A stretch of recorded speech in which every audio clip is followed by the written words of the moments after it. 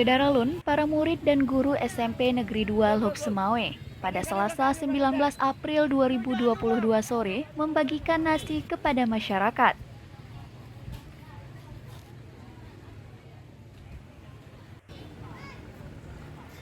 Aksi sosial ini berlangsung di depan SMP Negeri 2 Lhokseumawe. Kegiatan ini dihadiri Kepala Dinas Pendidikan dan Kebudayaan Kota Lhokseumawe, Dr. Andas Ibrahim Arrahman MPD, Kepala SMP Negeri 2 Lhokseumawe, Nuraini SPD MPD.